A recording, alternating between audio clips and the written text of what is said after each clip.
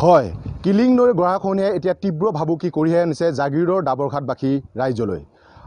আৰু এইখন হৈছে এখন কিলিং নৈ। মই ভিডিঅ'ত মই দেখাবলৈ অনুৰোধ কৰিছোঁ। এইখন হৈছে জাগিৰোডৰ কিলিং নৈ আৰু কিলিং নৈপৰীয়াৰ যি ৰাইজ, এই নৈপৰীয়া ৰাইজৰ যিসমূহ ভূমি আছে, এই ভূমিসমূহ ইতিমধ্যে খহনীয়াৰ কবলত পৰা পৰিলক্ষিত হৈছে। খহনীয়াৰ কবলত পৰি এই যি নৈত, কিলিং নৈত যা যোৱা উপক্ৰম হৈছে।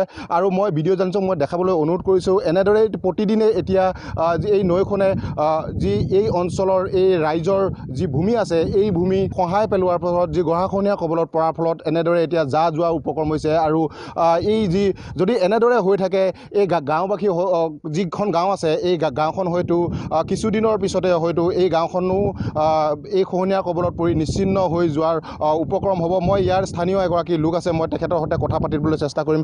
দাদা অলপ আগুৱাই আহিব। দাদা মানে কি হৈছে মানে ইয়াতে? হয়, এইখন আমাৰ ডাবৰঘাট খিলিং নৈৰ বহুত দিনৰ পৰা আমাৰ যি নৈখনৰ বানী হোৱাৰ কাৰণে আমাৰ গৰাখহনীয়া হৈ গৈছে, গাঁওখন নষ্ট হৈ গৈছে। গতিকে ঘৰ বাৰী নষ্ট হৈ গৈছে আৰু তামোল পাণ নষ্ট হৈ গৈছে। গোটেই গাঁওখনৰ অৱস্থা নাইকিয়া হৈ গৈছে। সেইকাৰণে আমি মানে হেৰি কৰি আছোঁ, চৰকাৰৰ ওচৰত আমি ছাৰৰ ওচৰত আমি প্ৰাৰ্থনা জনাইছোঁ।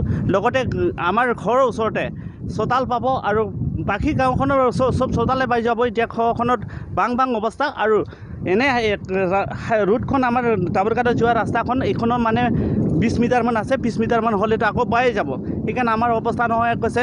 ইয়াতে বালি উঠাবলৈ মানে হেৰি কেইজনমান মানুহ ওলাই পেলাই আমাক মানে নষ্ট কৰিব বিচাৰিছোঁ। সেইকাৰণে আমি অসুবিধা পাই আছোঁ। খহনীয়াটো কিহৰ কাৰণে হৈছে? খহনীয়াটো আমাৰ নৈখনৰ কাৰণে আহি আছিলে। নৈ আকৌ এতিয়া পালি উঠাবৰ কাৰণে আকৌ মানে চেষ্টা কৰি আছে।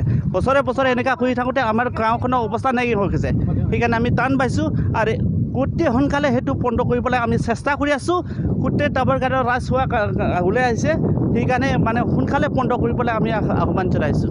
হয়, নিশ্চয়কৈ এতিয়া ক'ব লাগিব যি এই নৈপৰীয়া যি ৰাইজ, এই নৈপৰীয়া ৰাইজে কিন্তু এনেদৰে মই ভিডিঅ'ত মই দেখাবলৈ অনুৰোধ কৰিছোঁ। এনেদৰে যি কল আৰু তামোল গছৰ যি কল আৰু তামোলৰ যি খেতি, এই মানে খেতি কৰিয়ে তেওঁলোকে জীৱন নিৰ্বাহ কৰি আহিছে বছৰ ধৰি। কিন্তু এতিয়া এই গাঁওবাসীৰ যি এই নৈখনে যি গৰাখহনীয়াৰ সৃষ্টি কৰিছে, এই গৰাখহনীয়াৰ সৃষ্টি কৰাৰ ফলত এতিয়া তেওঁলোকে যি কৃষিজীৱী ৰাইজে এই অঞ্চলৰ কৃষিজীৱী ৰাইজে এতিয়া চিন্তিত হৈ পৰিছে। কাৰণ এক অভিযোগ উত্থাপন কৰিছে তেওঁলোকে যে ইয়াত যিসমূহ মেচিনেৰে অবৈধভাৱে যি বালি খনন চলিছে, এই বালি খননৰ ফলতে ইতিমধ্যে এই যি অঞ্চলত, এই যি নৈপৰীয়া কিলিং নৈৰ, জাগিৰোডৰ কিলিং নৈৰ যি ডাবৰঘাটৰ এই অঞ্চলত এতিয়া গৰাখহনীয়াৰ সৃষ্টি হৈছে। মই আন এগৰাকী ইয়াৰে মহিলা আছে, মই তেখেতৰ সৈতে কথা পাতিবলৈ চেষ্টা কৰিম। বাইদেউ কি ক'ব?